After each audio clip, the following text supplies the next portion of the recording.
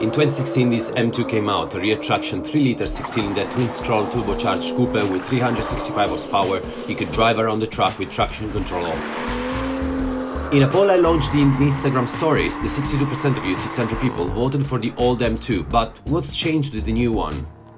The 2016 M2 was available with a 6-speed manual or a 7-speed dual-clutch transmission.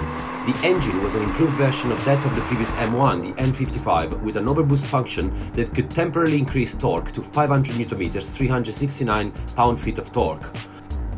0-62 mph acceleration times were 4.5 seconds for manual transmission and 4.3 seconds for the 7-speed dual-clutch transmission models. Top speed was limited to 155 mph, but could be extended to 168 mph with the optional M driver's package.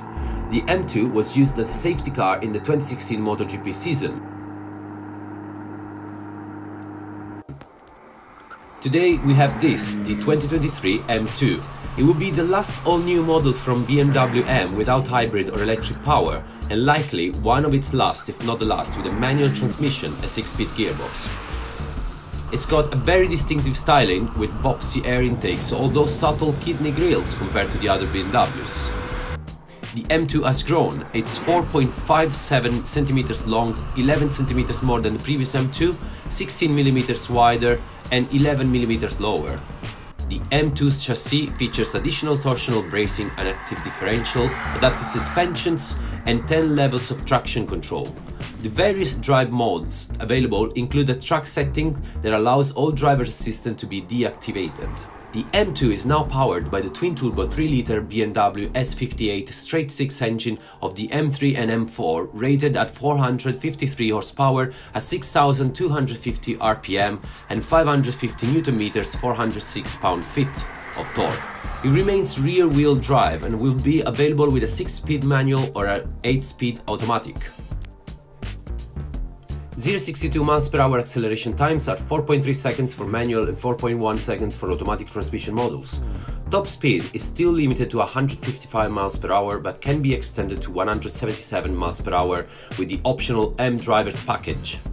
There is a 50-50 front to rear weight distribution with an additional body stiffening and a 60 mm wider front track versus the regular 2 Series, and the same wheel track of the M4. The weight has increased of a whopping 150 kilos more than the previous generation. There are electronically locking rear differential, 10 stages of traction control intervention, adaptive suspension, variable ratio sports steering and a overhauled suspension with more aluminium components and revised tuning. Optional, a carbon fiber roof. At the rear there's a quad tailpipe layout and a small spoiler integrated with the edge of the boot lid. Want something that captures more the attention? There's the M Performance parts package. Price expected to be just over the $60,000 US, but with around $30,000 US you can get a good example from 2017-2018 with just below 60,000 miles. So what's good and bad about the new M2? It's grown a lot. It's got the same S58 twin-turbo engine and wheel track of the M4. It can be ordered with a manual gearbox and all driver assistance can be deactivated if you want to test your abilities on track. Then what's bad? Well, the design is a bit difficult to love. Definitely many of you will like it, but be ready to justify why you prefer it over the previous generation. It is definitely more refined than the previous generation, but it now weighs 1,710 kilos and the automatic it's even 15 kilos more. Maybe a bit much? What are the main competitors? The Audi RS3 to mention one. The highest specification RS3 model is fitted with a 2.5-litre 5-cylinder producing 400 horsepower and 500 Nm of torque, and has a 0-62 mph acceleration time of just 3.9 seconds. It comes with a 7-speed dual-clutch automatic or an electric S-tronic gearbox, and it's all-wheel drive. Then there is the AMG A45S, also all-wheel drive. The engine is the M139 with a high compression ratio 9.0 to 1 and a twin-scroll turbocharger situated behind the engine for better airflow management.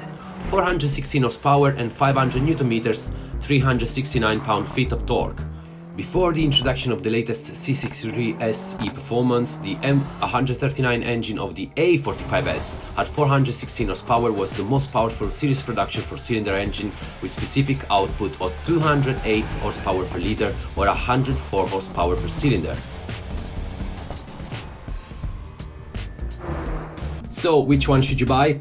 Well, it's difficult to say, and a lot depends on the brand you like and the design language you prefer. But the M2 is the only coupe of the lot.